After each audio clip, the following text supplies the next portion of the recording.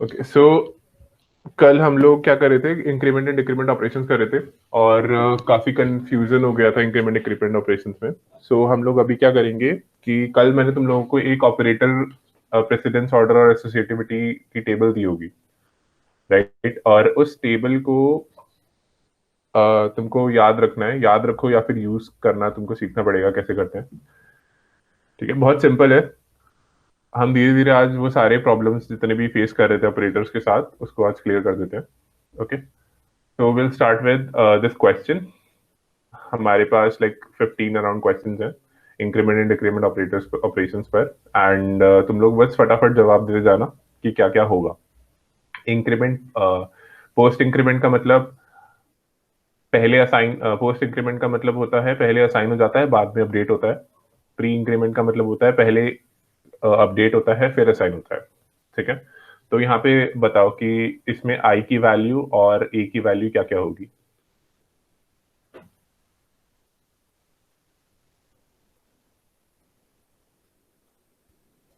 अगर आई को 3++ किया है तो हाँ भैया, आशीष हैंड उठा रहे हैं, अच्छा, बोलो। नहीं बोल दो, डायरेक्टली बोल दो।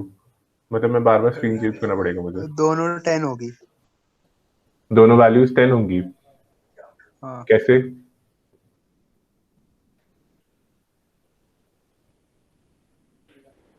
बताओ बताओ, तुम्हारा डाउट क्लियर करना मेरा मोर इम्पोर्टेंट है रादर देन आंसर सही बताना।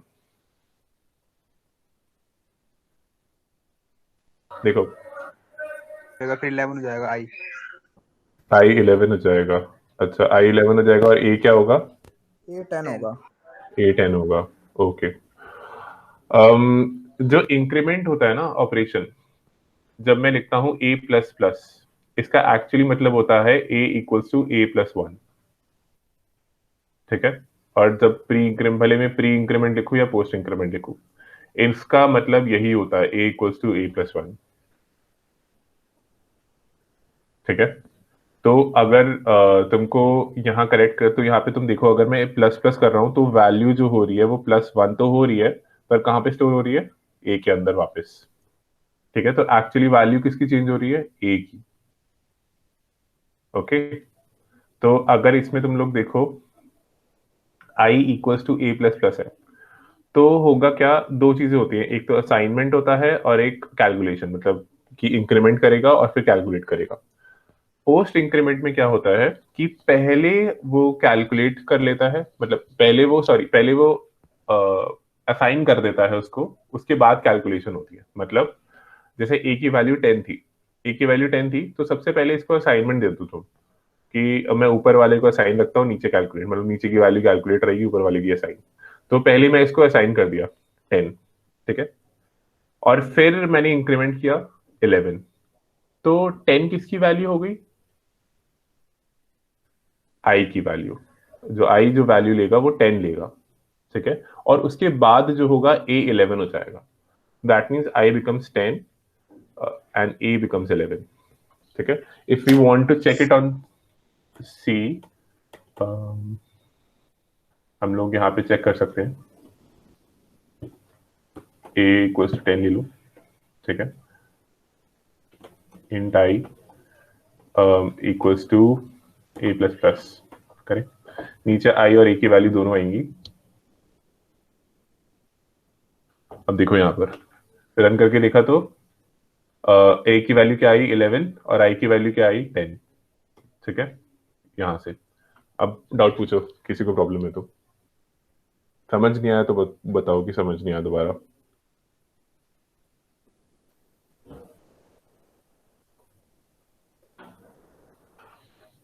तो आगे बढ़े फिर। चलो ठीक है, इसका बताओ, इसमें क्या होगा? सेम चीज करनी है।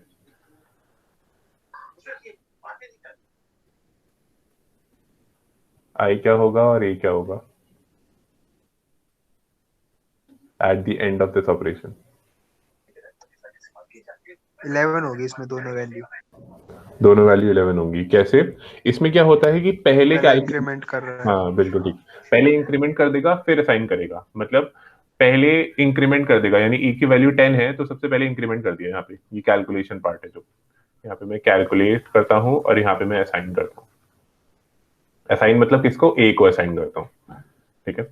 पहले इसने क्या करा कि इसको क्या इंक्रीमेंट कर दिया, 11 पहले इसने इंक्रीमेंट किया, उसके बाद असाइन कर दिया। असाइन किसको किया? वापस ए को ही, ठीक है। तो 11 असाइन हो गया, और क्योंकि यहाँ पे असाइनमेंट इधर है आई इक्वल्स टू ये वैल्यू भी मांग रहा है, तो आई की वैल्यू 11 हो जाएगी और ए की वैल्यू ऑटोमेटिकली 11 है ही है,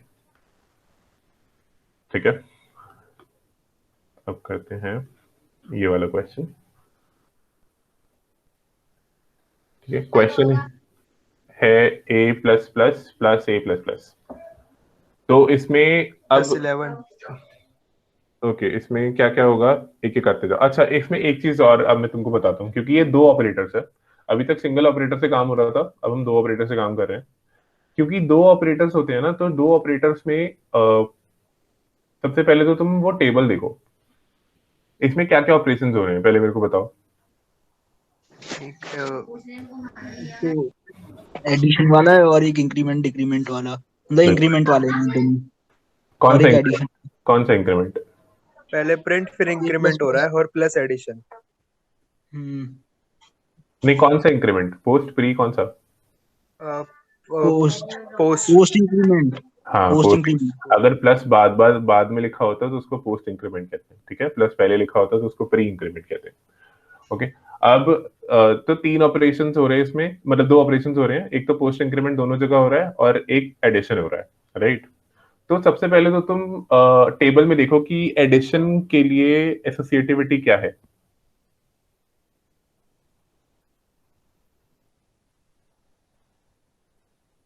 एक फोटो भेजी होगी मैंने व्हाट्सएप पर, तुम देख सकते हो ग्रुप पर ही। भैया कौन से ग्रुप में? ये रिसर्चर वाली,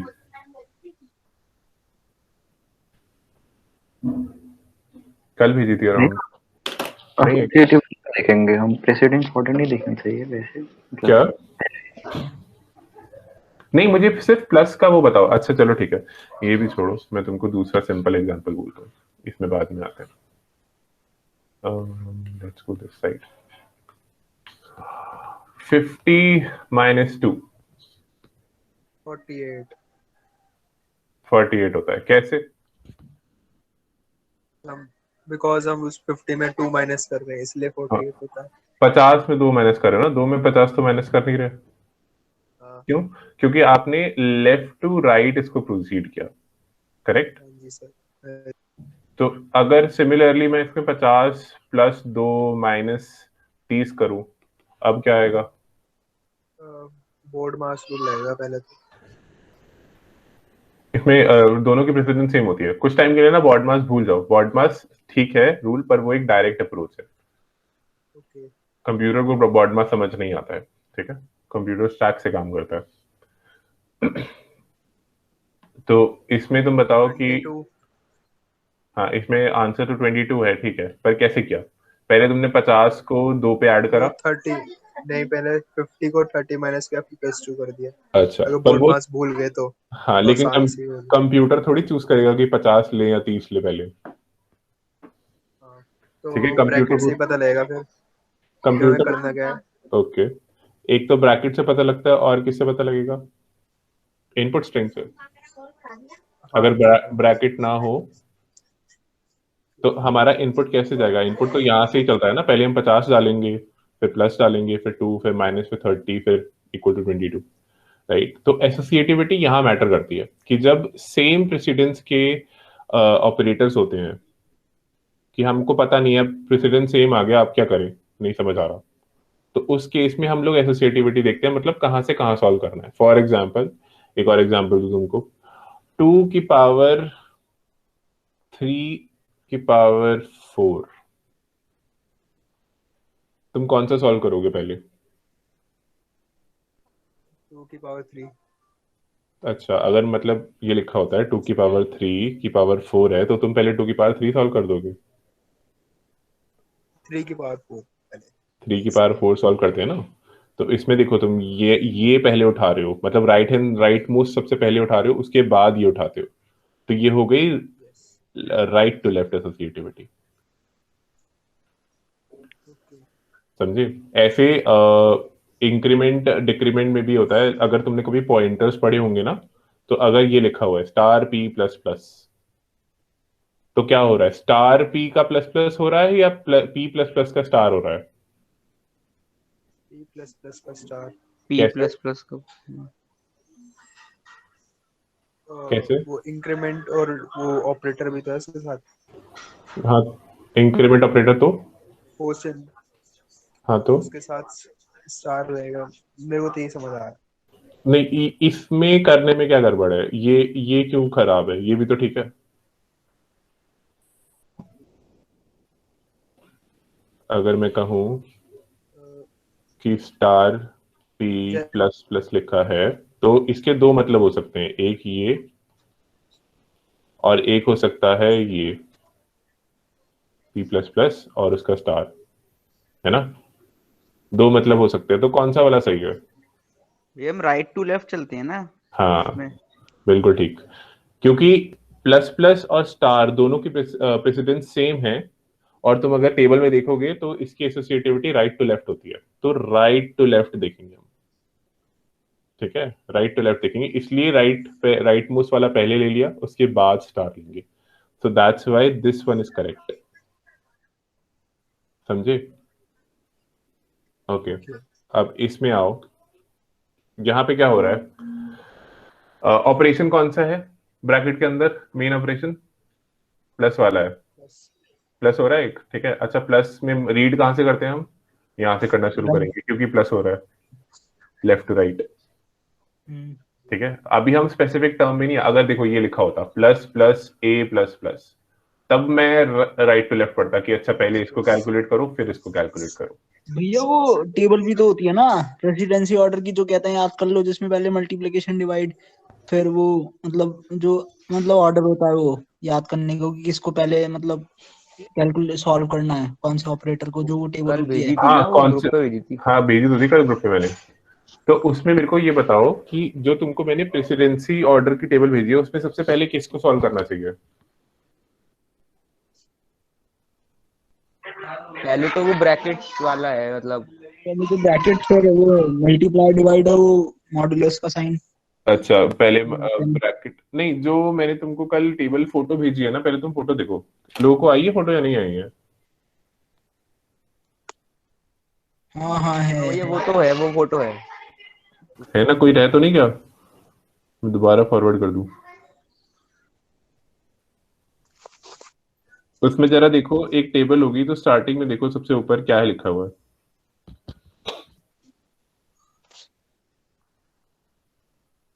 पहले तो ब्रैकेट्स हैं। पहले तो दोबारा ब्रैकेट फॉरवर्ड करने के बाद कर दी मैंने फॉरवर्ड। एक सेकंड, कोई और भी आएगा। रिसर्च सेल ज्वाइन करते जा रहे हैं। ओके, हाँ, अब मैंने दोबारा फॉरवर्ड कर दी है।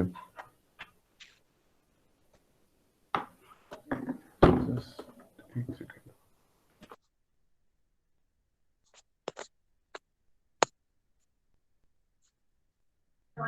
भैया कौन से ग्रुप में आपने फॉरवर्ड करी है, एक बार बताओगे? एसीएम रिसर्च सेल का ग्रुप है, उसमें आई होगी। ओके भैया।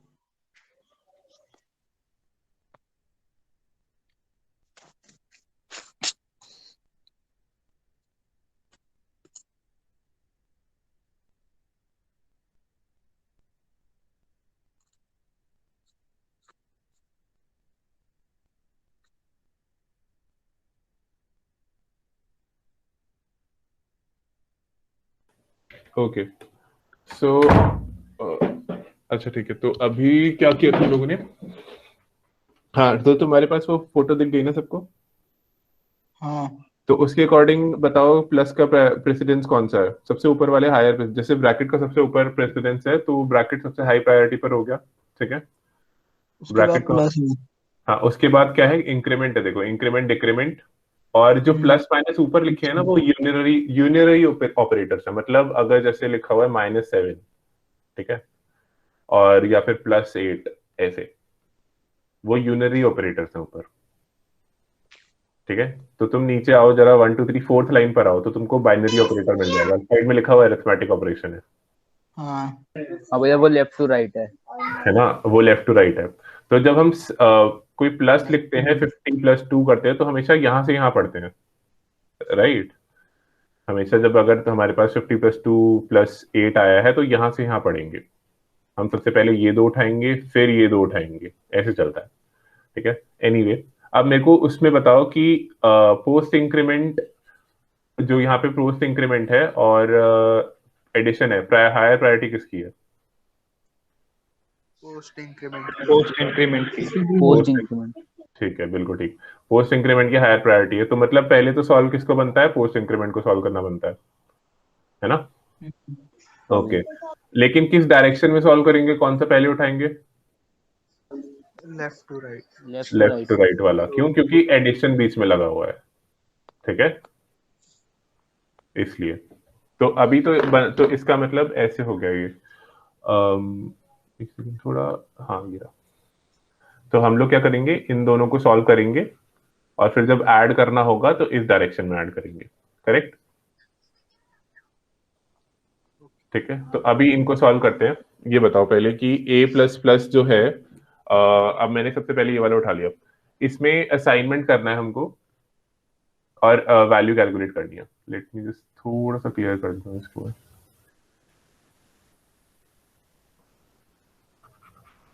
हम इसको क्लियर कर देते हैं, हेल्प के लिए ब्रैकेट देने की जरूरत नहीं है, तुम लोगों को अपने आप समझ आ जाएगा।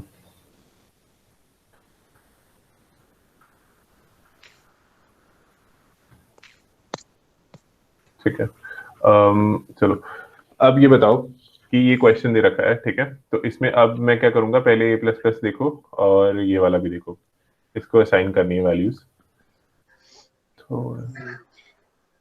हाँ, सो फर्स्ट हम लोग स्टार्ट करेंगे जब a की वैल्यू क्या थी? 10 थी, राइट। तो मैं पहले पर आया, ये इस वाले पर आया, तो a की वैल्यू थी 10। 10 मैंने असाइन कर दिया, क्यों?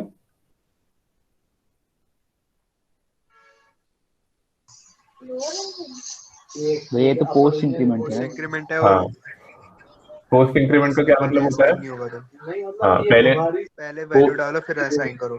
बिल्कुल ठीक, ठीक है। पोस्ट इंक्रीमेंट में पहले वैल्यू डालो, नहीं, पोस्ट इंक्रीमेंट में होता है पहले असाइन करो फिर इंक्रीमेंट करो, ठीक है। हाँ, पहले असाइन करो फिर इंक्रीमेंट। अब मैंने असाइन कर दिया, अब मैं इंक्रीमेंट कर रहा हूँ इसे, ठीक है। अब यहाँ आ जाते हैं। जब मैं इधर आया तब मैंने क्या किया, असाइन करी, वैल्यू क्या थी असाइन में? 11, 11। और फिर मैंने इंक्रीमेंट कर दिया 12, ठीक है। तो फाइनल मेरी वैल्यू क्या होगी? आई में कितनी आई है? 22। आई में कितनी आई? 23। 10 + 11 कितना होता है? 23। 21 भैया 21। आई की वैल्यू आई 21, ए की वैल्यू आई 12। तुम लोग क्या प्लस कर रहे हो? नीचे वाला प्लस कर रहे हैं। 11। ठीक है, ये वाला जो है ये असाइन किया गया है, ठीक है। मतलब अगर और तुमको थोड़ा सा अलग से दिखाऊं तो शायद इससे तुमको अच्छे से और आ जाए। ए की वैल्यू थी ना, ये रहा ए का डब्बा, ठीक है। इसमें ए बना है 10, ओके। सबसे पहले हमने क्या किया, सबसे पहले हमने ए प्लस प्लस देखा। ए प्लस प्लस में सबसे पहले हमने इस वाले पार्ट को असाइन कर दिया 10। यहाँ पे मैंने 10 असाइन किया, कोई दिक्कत नहीं। उसके बाद इंक्रीमेंट करा, मतलब आगे जाके मैंने इंक्रीमेंट कर दिया 11 पे, ठीक है। जबकि आई जो है ना, आई में क्या चल रहा है? आई में होना चाहिए, आई में चलेगा 10 प्लस। उसके बाद जब मैं ए प्लस प्लस पे गया तो यहाँ पे मैंने पहले असाइन कर दिया 11, यहाँ 11 असाइन कर दिया और फिर बाद में इंक्रीमेंट कर दिया ए को 12, ठीक है। तो आई क्या ले गया? 21, और ए के पास क्या आ गया? 12। ओके, अगला क्वेश्चन करते हैं। अगला क्वेश्चन करके देखते हैं, इसमें और क्लियर होना चाहिए। मतलब धीरे धीरे जैसे जैसे बढ़ता जाऊंगा ना, अपने आप क्लियरिटी बढ़ती जाएगी तुम लोगों को। भैया मतलब जैसे ए की वैल्यू जैसे हमने पोस्ट इंक्रीमेंट की थी थर्ड वाले एग्जांपल में क्वेश्चन में, तो भैया मतलब स्टेटमेंट में ए की वैल्यू मतलब जैसे जैसे हम लेफ्ट टू राइट जाते हैं तो बढ़ती जाती है। मतलब अगर मल्टीपल होगा तो ए हाँ की हाँ, वैल्यू जैसे मतलब पहले 10 थी फिर बार बार इंक्रीमेंट कर रहे तो मतलब स्टेटमेंट में सेम नहीं रहती। नहीं, स्टेटमेंट में सेम नहीं रहती, इसलिए मैं कह रहा हूँ कि ए की वैल्यू जो है वो आगे इंक्रीमेंट का मतलब यही होता है, इसलिए क्योंकि ना इसकी प्रायोरिटी हाई है। ठीक है, इसकी प्रायोरिटी हाई है। इसने क्या करा, एक्सप्रेशन को तो 10 असाइन कर दिया, लेकिन ए की वैल्यू चेंज करके 11 कर दी। अच्छा, तो जैसे हम लेफ्ट से राइट जाएंगे तो फिर वो हाँ मतलब आगे बढ़ते जाएगी। अच्छा हाँ, ठीक। अगर मैं इसको ऐसे लिख, वैसे ऐसा लिखना नहीं चाहिए, लेकिन मैं अगर इसको ऐसे लिखूं a+1 प्लस a+1 ऐसे करके, मतलब इसमें तुम देखोगे ना इसकी वैल्यू अपने आप बढ़ गई, 11 हो गई, राइट, 10+1 हो गया। तो सिमिलरली इंक्रीमेंट यही होता है, लेकिन ये लिखना मत, इसमें बहुत कंफ्यूज होगे तुम। ये तरीका नहीं होता, ये सही तरीका भी नहीं है। इट्स जस्ट एक तरीका। अच्छा, अगले वाले पे देखते हैं, धीरे धीरे समझ आएगा तुम लोगों को। ओके, यहाँ पे बताओ। I20 और A11। 20। I20 I20 और A11। A11। A11। I20 और A11 कैसे निकाला, बताओ कोई एक। भैया A10 था तो अब A भैया तो एक ही A10 ही रहेगा। A10 था तो A10 रहेगा, ओके। असाइन असाइन तो 10 हो जाएगी और जो फिर इंक्रीमेंट होके 11 हो जाएगी। अच्छा, अब देखो, पोस्ट इंक्रीमेंट, प्री इंक्रीमेंट और नॉर्मल ए, इसमें फर्क पता है क्या होता है? इसमें होता है कि जो प्री इंक्रीमेंट और जो नॉर्मल ए है ना, उसमें वैल्यू अपडेट होती रहती है। लास्ट में जो वैल्यू होगी ना वो लास्ट तक जाएगी। ठीक है, लेकिन पोस्ट इंक्रीमेंट में क्या होता है, पहले ही असाइन कर दो, उसके बाद अपडेट होगा जो भी होगा। अगले स्टेप में, मतलब अगली लाइन में। हाँ, इसमें क्या होता है, जैसे मैं दिखाऊं तुमको। इसमें क्या होगा कि मान लो, ठीक है, नीचे असाइनमेंट है, नीचे सॉरी कैलकुलेशन है, और ऊपर असाइनमेंट है, यानी नीचे मैं इंक्रीमेंट कर रहा हूँ और ऊपर असाइन कर रहा हूँ, तो नीचे कुछ इंक्रीमेंट नहीं होगा, कोई दिक्कत नहीं है। ठीक है, अगर ये सिर्फ ये इतना एक्सप्रेशन होता तो कोई प्रॉब्लम नहीं थी, आंसर 10 था, सिंपल सी बात है। अब क्या हुआ, नेक्स्ट पे गए, नेक्स्ट पे क्या हुआ, पोस्ट इंक्रीमेंट चल रहा है। पोस्ट इंक्रीमेंट ने देखा, अच्छा ए की वैल्यू क्या है, पोस्ट इंक्रीमेंट कहता है कि अच्छा ठीक है, ए की वैल्यू 10 अभी है, इसको इंक्रीमेंट करना है, तो पहले तो मैं रख लूंगा 10 अपने पास, असाइन कर लिया मैंने अपने आप को। उसके बाद क्या किया, अब मैंने इंक्रीमेंट कर दिया, तो जैसे ही इंक्रीमेंट ए की वैल्यू हुई, वो तुरंत यहां रिफ्लेक्ट करेगी। समझे? प्री इंक्रीमेंट और नॉर्मल ए में यही होता है। पोस्ट इंक्रीमेंट सिर्फ ऐसा है जो असाइनमेंट पहले ले लेता है, बाद में अपडेट करता है। प्री इंक्रीमेंट वगैरह में जैसे ही चेंज होता है वो वहीं अपडेट कर देगा। मतलब हमेशा याद रखो कि जो प्री इंक्रीमेंट और सिंगल ए है उसमें हमेशा लास्ट में अपडेट किया जाता है। ठीक है, वो चीज लास्ट में अपडेट होगी, कि सब कुछ हो जाए उसके बाद जो अपडेट आएगा ए की वैल्यू वो होगी। तो इसमें आंसर आएगा, ए की वैल्यू आएगी 21 एंड आई की आई की वैल्यू आएगी 21 एंड ए की वैल्यू आएगी फाइनल 11। ठीक है, आगे चलते हैं। अब तुमको थोड़ा और क्लियर होने लगेगा धीरे धीरे करके। यहाँ पे बताओ,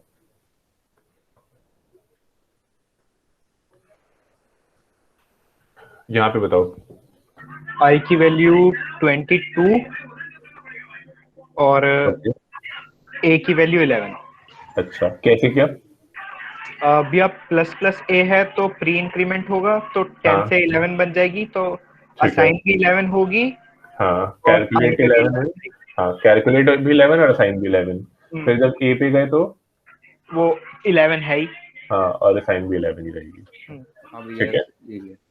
तो आंसर हो गया, ए की वैल्यू होगी तुम्हारी 11 और आई की वैल्यू आ जाएगी 22। ठीक,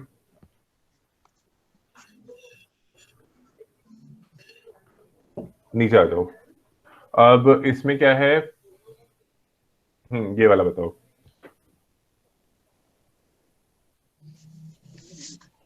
आई की वैल्यू 22 हाँ हाँ, और A की 12।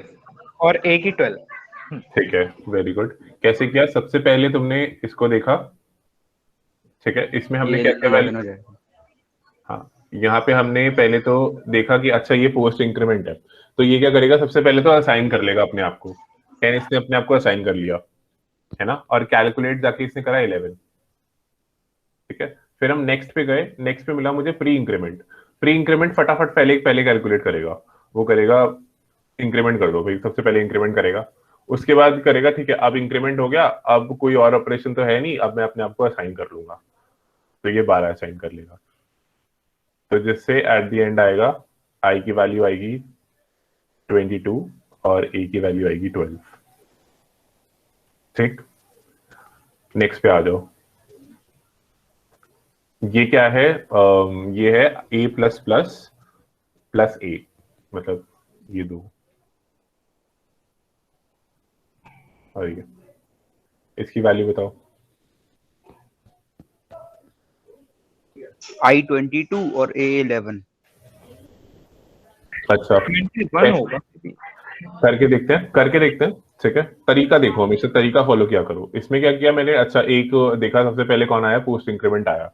पोस्ट इंक्रीमेंट आया तो मैंने देखा कि चलो इसका मतलब असाइन करना है, सबसे पहले तो 10 असाइन कर दो, उसके बाद इंक्रीमेंट करो। फिर आगे गए तो आगे देखा अच्छा ये तो सिंगल ए है, तो इसमें तो असाइन भी वही रहेगा और इंक्रीमेंट भी कुछ नहीं होगा। तो आंसर क्या हो गया, आई की वैल्यू हो गई 21 और ए की वैल्यू हो गई 11। किसी को कंफ्यूजन है या नेक्स्ट करें, उसमें कंफ्यूजन दूर हो सकती है। गलती हो गई थी भैया, वो पोस्ट समझ लिया था मैंने। मैं पोस्ट ही है, ये भी प्री समझ नहीं लिया था। सॉरी, वो प्री वाला समझ लिया था, वो सीधे दोनों को 11 बोल दिया था। ठीक है, अब इसमें देखो, यहाँ पे भी दो हैं। इसमें क्या है, बताओ फटाफट, कौन बताएगा? I23 A12। अच्छा, और कोई? यही होगा। कैसे करा? सबसे पहले इसने देखा कि अच्छा सबसे पहले तो इंक्रीमेंट हो जाएगा, प्री इंक्रीमेंट तो A11 हो जाएगा, ठीक यहाँ है। पे 11 हो गया, फिर क्या करा? फिर भैया 11 हो जाएगा तो 11 A को असाइन भी हो जाएगा। क्यों? मैंने क्या कहा था, असाइनमेंट कब होता है? सबसे लास्ट में, जब प्री इंक्रीमेंट होता है और नॉर्मली होता है। समझे नहीं समझे? सही है। तो फिर वो मतलब इंक्रीमेंट फिर दोबारा भी इंक्रीमेंट होगा तो 12 हो जाएगा। अच्छा, अब और ये 12, ये भी 12 हो जाएगा क्योंकि प्री इंक्रीमेंट है। हाँ, तो कितना हुआ?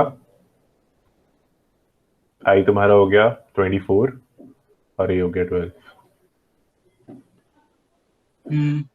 ठीक है, इसलिए मैंने कहा था प्री इंक्रीमेंट एक तो ये था और एक ये वाला था, है ना, जहां पे पहले 10 था, फिर प्लस किया, फिर पोस्ट इंक्रीमेंट में 11 हो गया, तो वो वैल्यू यहाँ की यहाँ भी अपडेट हो गई।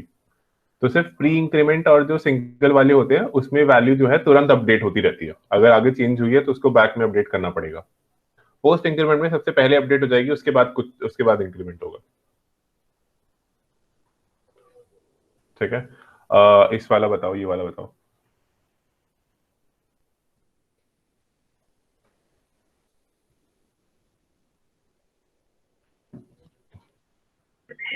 I24 आएगा मे बी, और A12। अच्छा, कैसे करा, चलो बता देखो जरा। प्लस प्लस ए था तो ए की वैल्यू असाइन अभी नहीं हुई, तो ए की 11 हो गई। ठीक है, यहाँ पे तो 11 इधर जाके इंक्रीमेंट कर 12, दिया, इधर 12 हो गई। अच्छा, मैं मतलब स्टेप वाइज करते हैं कि जो प्लस प्लस ए है वो पहले यहाँ पे इंक्रीमेंट करके उसने 11 कर दिया इसको। ठीक है, फिर हम नेक्स्ट स्टेप पे गए, नेक्स्ट स्टेप पे देखा ये तो पोस्ट इंक्रीमेंट है। पोस्ट इंक्रीमेंट का मतलब पहले असाइन कर दो, जो भी वैल्यू थी पहले असाइन कर दी, अब उसके बाद इंक्रीमेंट करना है। और जैसे इसने यहाँ पे इंक्रीमेंट करा उसको यहाँ पे रिफ्लेक्ट करना पड़ेगा, क्योंकि वो क्या है, प्री इंक्रीमेंट। तो इससे वैल्यू क्या आई तुम्हारी, आई की 23 एंड जे की वैल्यू आई 12, सॉरी ओके सॉरी, ए की वैल्यू 12 आई। किसी को कंफ्यूजन?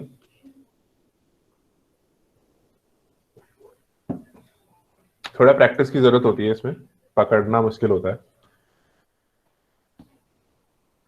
कंफ्यूजन किसी को? नहीं भैया समझ। ओके, चलते हैं आगे।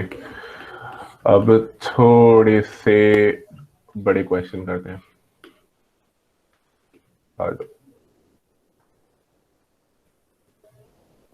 हमेशा एसोसिएटिविटी का रूल मत भूलना, ठीक है।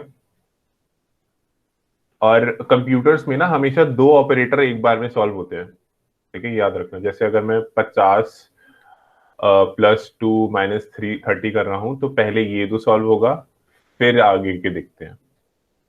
ठीक है, हम लोग तो मेंटली कैसे भी सॉल्व कर लेते हैं, क्योंकि हम लोग, हमारे पास दिमाग है, कंप्यूटर के पास दिमाग थोड़ी होता है।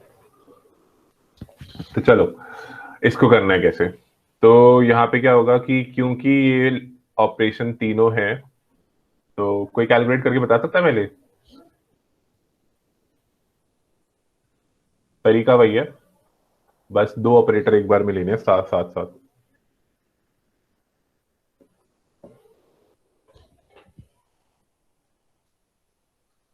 चलो मैं करूं फिर। 35। अच्छा, और ए की वैल्यू क्या हुई?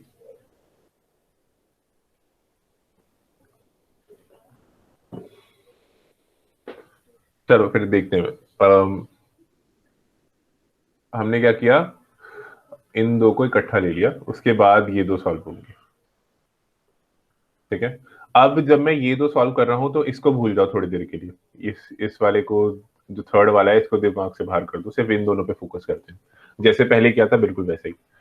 सबसे पहले मैंने देखा, अरे ये तो प्री इंक्रीमेंट है, प्री इंक्रीमेंट है तो सबसे पहले तो इंक्रीमेंट हो जाए, असाइनमेंट हम लास्ट में करेंगे।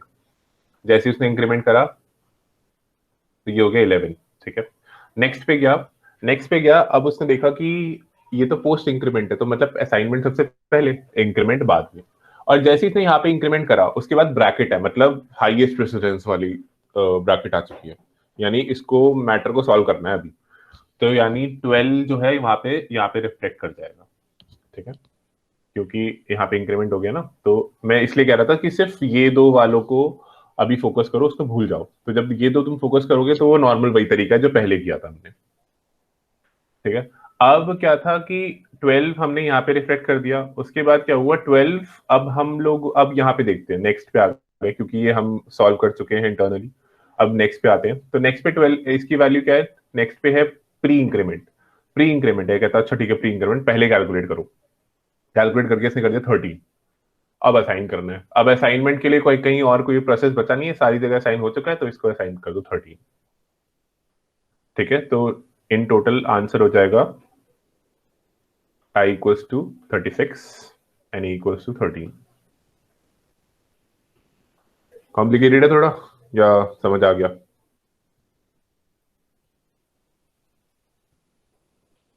तो भैया वो जो पहले वाला प्लस प्लस ये था, उसमें नहीं हाँ, होगा? उसमें क्या हुआ, अच्छा ये वापस इंक्रीमेंट, इसलिए मैंने कहा ना पहले हमने इस टर्म को सॉल्व कर लिया ऑलरेडी। अच्छा, तो फिर उसको साइड में कर देते हैं। हाँ ठीक है, ये सॉल्व करके मतलब हमने इसको फाइनली सॉल्व करके आंसर निकाल चुके हैं, दैट इज 23। ठीक है, उसके बाद ये ऐड हो रहा है। ओ, अब इसमें आ जाओ। अरे भैया इसमें हम जैसे ब्रैकेट लगाते हैं उससे भी फर्क पड़ेगा, जैसे हम लेफ्ट टू राइट जा रहे हैं और राइट टू लेफ्ट जा रहे हैं, तो उससे आंसर अलग आएंगे या फिर सेम ही आते? अगर मैं इसमें राइट टू लेफ्ट जाऊंगा, मतलब इधर ऐसे चेंज कर दिया, हाँ तो सेम ही हाँ रहेगा वो, ना वैसे? नहीं ऐसा नहीं है, चेंज हो सकता है, बिल्कुल हो सकता है। बाय डिफॉल्ट क्योंकि ये लेफ्ट टू राइट कंसीडर करता है, अगर कोई ब्रैकेट नहीं लगा है तो हम ऐसे ही फॉलो करेंगे इसको।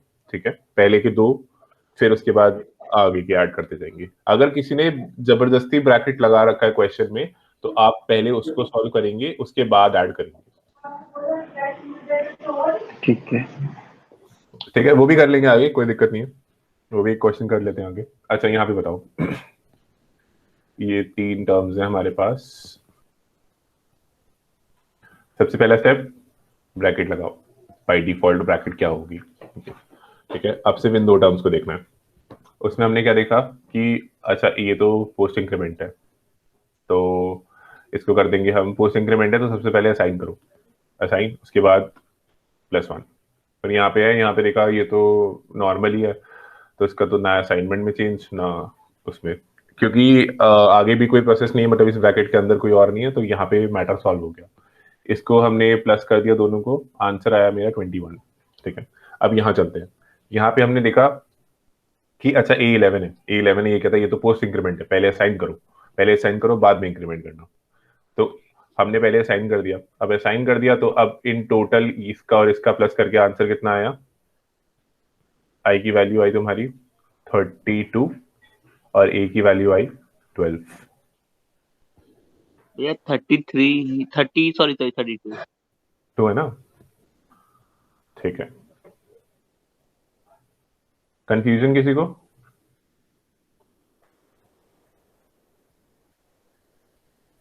ओके, नेक्स्ट पे आ जाओ, ये वाला क्वेश्चन करो।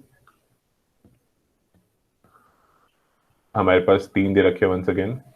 अब कोई दूसरा कोई ट्राई करके बताओ। 2 क्वेश्चन मैंने कर दिए, तुम लोग करो।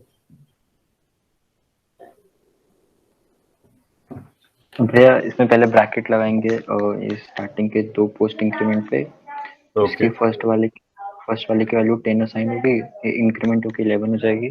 ठीक है, और ये वाली सेकंड को जाएगी तो ये 11 ही होगी, फिर इंक्रीमेंट होके 12 हो जाएगी। ओके, फिर क्या करेंगे? इनका एडिशन करके फर्स्ट पैरेंथेसिस हो गया, फिर हाँ, सेकंड के लिए A12 है, उसको यहाँ पे 12 डालेंगे, और A की जो फाइनल वैल्यू हाँ 30।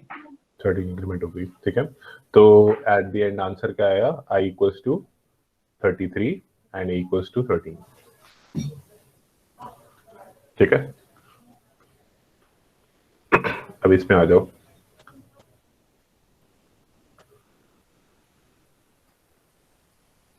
इसमें ध्यान रखना प्री इंक्रीमेंट है, अपडेशन हमेशा लास्ट में होती है, पर ब्रैकेट सबसे बड़ा होता है।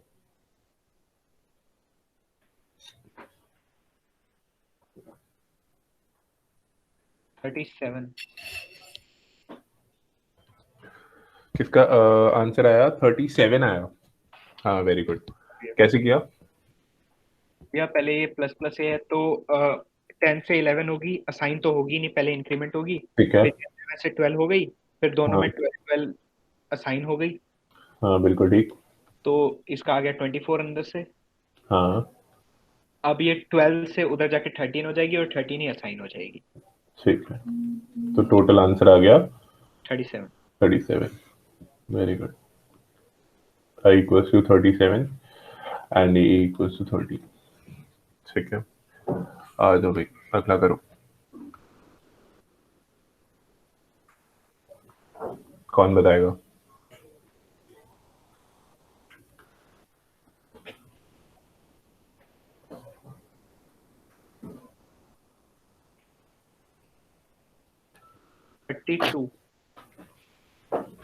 कैसे क्या? मेरे को स्टेप वाइज लेके चलो।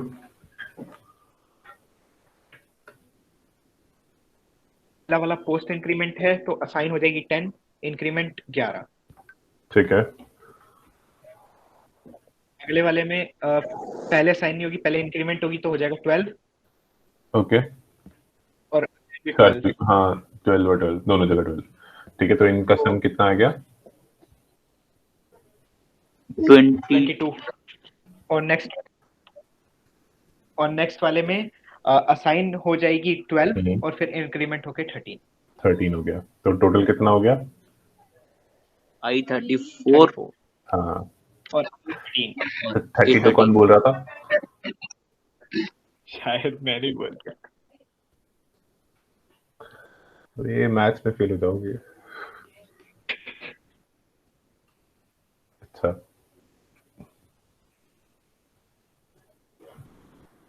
आ जाओ भाई, इसको कौन करेगा पहले? ये काम तो मैं ही कर दूं। बस कहाँ गया यार? ये तो डॉट गायब हो जाता है। आ गया, ठीक। तो आंसर बताओ फटाफट। आंसर बताना और फिर वॉक थ्रू करना, मतलब कैसे किया तुमने। भैया आई तो हो जाएगा 31 और A13। अच्छा, कैसे किया? भैया पहले इसे असाइन 10 हो जाएगी इसको पहले वाले में, असाइन हमने 10 किया, ठीक है। ठीक है, फिर फिर इंक्रीमेंट होगा 11 तो उसे 11 असाइन हो जाएगी ओके, अगले अगले वाले को, हाँ ठीक है, फिर इंक्रीमेंट होगा 12 हो जाएगा, ठीक है। फिर उसे 12 असाइन हो जाएगी इसको 12 लास्ट वाला, असाइन हो जाएगी, ठीक है। और फिर वो उसे फिर इंक्रीमेंट करके 13 हो जाएगा, तो वो 21 33 हुआ ना? सॉरी गलती हो गया। ये रिपीट हुआ है शायद, क्वेश्चन पहले भी कराया ऐसा था। कराया हुआ है? हाँ, हो सकता है रिपीट हो गया। 33 हो जाएगा। तो A की वैल्यू 13 हो गई और I की वैल्यू हो गई 33। ठीक है, मैथ्स में फेल मत हुआ करो, बहुत ही बेइज्जती की बात होगी अगर प्लस गलत कर लिया, कम से कम एडिशन तो करो। अच्छा चलो, अब बताओ कौन करेगा।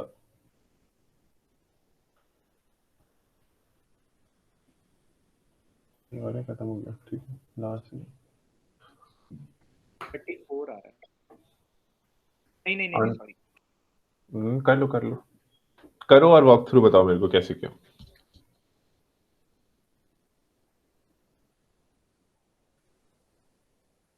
थर्टी थ्री नहीं आएगा? 33 आ रहा भैया, आई I 33। 33 आता है और ई 12 अच्छा, आता है। वॉक थ्रू करो, 33 कोई एक बताओ। ये 12 आ रहा है। हाँ, वॉक थ्रू करो, बताओ कैसे किया। फर्स्ट वाले में भैया ये तो पहले 11 हो जाएगा नीचे, ठीक है, और वो भी ये तो नॉर्मल वाला ही है, तो 11 11, हाँ और वो जो ये भी 11 हो जाएगा। हाँ, ठीक है, तो इसका तो 22 हो गया, ओके, और फिर ये उधर पहले 11 असाइन होगा, फिर ए की वैल्यू फाइनल जो होगी 12 हो जाएगी। 12 हो जाएगी। टोटल सम कितना आ गया? 33। 33। ठीक है, तो आई हो गया तुम्हारा 33 और ए हो गया तुम्हारा 12। अब पोस्ट ये इंक्रीमेंट वाले बहुत सारे क्वेश्चन तुम लोगों ने कर लिए, ठीक है, अब गड़बड़ मत करना कहीं भी। आई थिंक मेजॉरिटी एक्चुअली काफी ट्रिकी क्वेश्चंस इसी में से आ जाते हैं, और बहुत सिंपल सा कॉन्सेप्ट होता है जो लोगों को पता नहीं होता। ठीक है, ये ऑपरेटर प्रेसिडेंस टेबल काफी इंपॉर्टेंट टेबल है, इससे तुम्हारे काफी max to max question solve हो जाएंगे। ठीक है, चलो नेक्स्ट पे चलते हैं। कितना टाइम बचा है? 10 minute. Relational operators, relational operator कौन से होते हैं, कोई फटाफट बताओ। अच्छा सुनो, दो चीजों में तो रिलेशनल ऑपरेटर से पहले ना जरा कुछ रूल्स लिख लेना। कल मैंने ना एक चीज लिखवाई नहीं थी, आइडेंटिफायर के रूल्स क्या होते हैं, आइडेंटिफायर को नाम लिखने के रूल्स। ठीक है, मैं एक पेज बना देता हूँ, मैं बस डिक्टेट करूंगा, तुम लोग लिखते जाना, ठीक है। आइडेंटिफायर नेमिंग रूल्स इन सी, ये सी के हैं। सबसे पहला है includes alphabet digit and underscore only, मतलब उसमें सिर्फ अल्फाबेट डिजिट और अंडरस्कोर के अलावा और कुछ नहीं आएगा। ठीक है, फॉर एग्जाम्पल इसमें वैलिड इनवैलिड लिख लेना। वैलिड हो गए तुम्हारे वर्ल्ड एडिशन 2 3, ये भी वैलिड है। सम ऑफ नंबर्स, ठीक है। इनवैलिड हो गया तुम्हारा एक तो हो गया, मैंने लिखा फैक्टोरियल हैश, ये नहीं आ सकता। एवरेज वैल्यू स्पेस दे रखी है, नहीं आ सकता।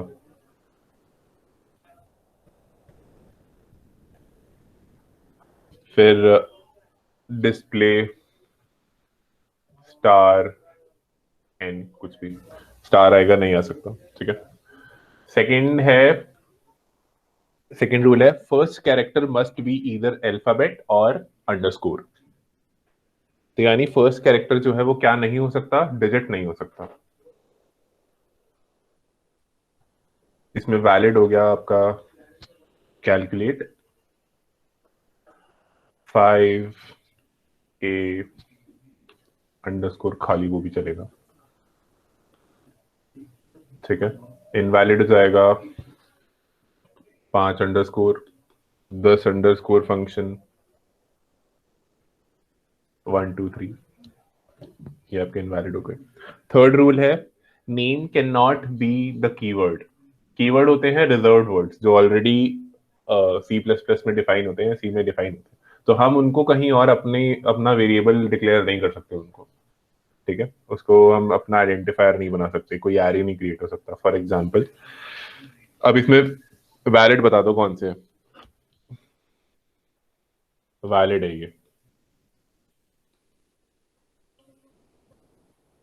ये भी वैलिड है, क्यों?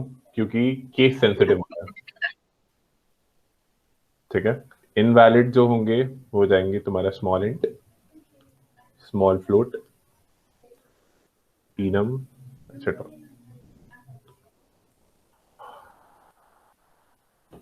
Fourth rule, name cannot be a global identifier. ठीक है, कुछ आइडेंटिफायर्स ग्लोबल होते हैं, वो तुम नहीं कर सकते, तो वो पता होने चाहिए कौन से हैं ग्लोबल। जैसे वैलिड हो गया तुम्हारा, एक ले लो टोटल, जो ग्लोबली डिक्लेयर रहते हैं। एक हो गया नेम, ये वैलिड है। एक ले लो टाइनी, और जो इनवैलिड है वो हो गए तुम्हारा टाइम, ये ग्लोबल आइडेंटिफायर है। Date, underscore file, underscore line, underscore stdc,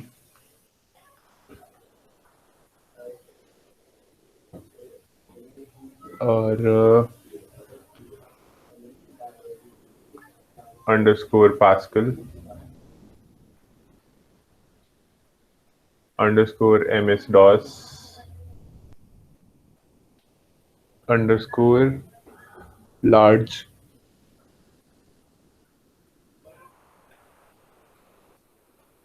underscore huge, ये सब। ठीक है। Rule number 5, name of identifier cannot be registered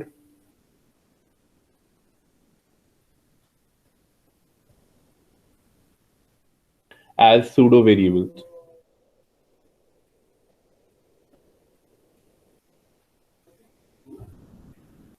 ये बाद में समझाएंगे क्या होता है ये। ठीक है। 6th पॉइंट है, cannot be the name of a function within a scope of a function. मतलब अगर तुमने एक फंक्शन बनाया है, int calculate, calc फंक्शन है, उसके अंदर तुम calc यूज कर रहे हो, wrong. With in the scope मतलब अगर स्कोप के अंदर है, जब तक वो स्कोप ना, स्कोप मतलब होता है उसका एरिया, उसका दायरा कितना है, कब तक चल रहा है, कब तक खत्म हो रहा है। कैल्क यहाँ से शुरू होगा, यहाँ पे खत्म हो जाएगा, उसके बाद कैल्क का कोई मतलब नहीं है, तो उसके अंदर कैल्क मत यूज करना। ठीक है। आइडेंटिफायर्स आर, 7th पॉइंट है, आर केस सेंसिटिव। जैसे बताया था, कैपिटल इंट और स्मॉल इंट में फर्क होता है। 8th point, only first 32 characters are significant. जो स्टार्टिंग के 32 कैरेक्टर होते हैं ना, बस वही सिग्निफिकेंट होते हैं आइडेंटिफायर में, बाकी वो नहीं कंसिडर करता है। 9th point, can't be same as constant name which have been declared, can't be same as constant name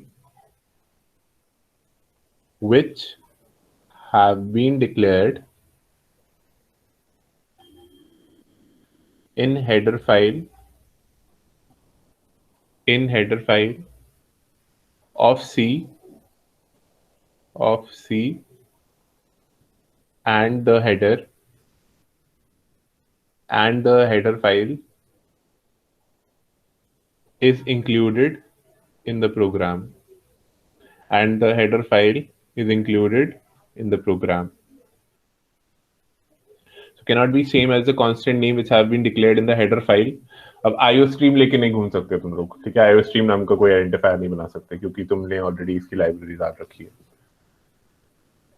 ठीक है। Same, this is same for variables and functions.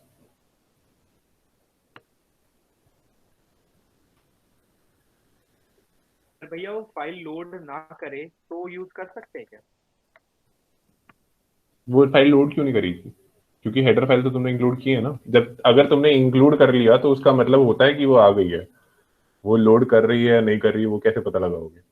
नहीं मतलब अगर कोई एक ऐसी फाइल है जो हमने नहीं करी है इंक्लूड, तो उसका, हाँ, उसका यूज कर सकते हो, डिपेंडिंग कि उसका नाम किसी हेडर फाइल के अंदर जिक्र नहीं होना चाहिए।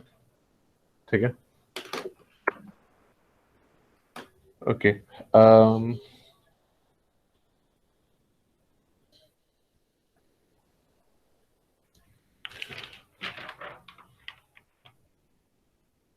ठीक है, तो अभी ऑपरेटर्स पे ही है ना हम लोग, ऑपरेटर्स पे ही रहते हैं। एड्रेस ऑफ द वेरिएबल बाद में करेंगे, जब पॉइंटर्स वगैरह शुरू करेंगे ना तब एड्रेस वगैरह करेंगे। ठीक है, नेक्स्ट पे आते हैं रिलेशनल ऑपरेटर्स। रिलेशनल ऑपरेटर्स तो पता ही है कौन कौन से हैं, equal to, not equal to, greater than, less than, greater than equal to, less than. ठीक है, ये बताने की जरूरत नहीं है, सबको पता होना चाहिए क्या करते हैं। ओके, अच्छा इसके साथ एक क्वेश्चन लिखो, इफ, ओह क्लास ओवर होने वाली है, चलो ठीक है, ये बता देता हूं मैं तुमको। अगर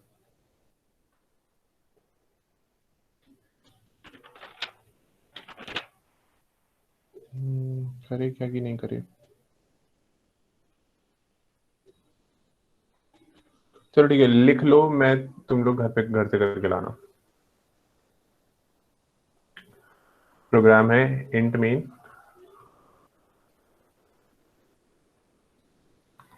int a equals to 5, b equals to 4, bool of equals to a equal to b equal to b, and print f usict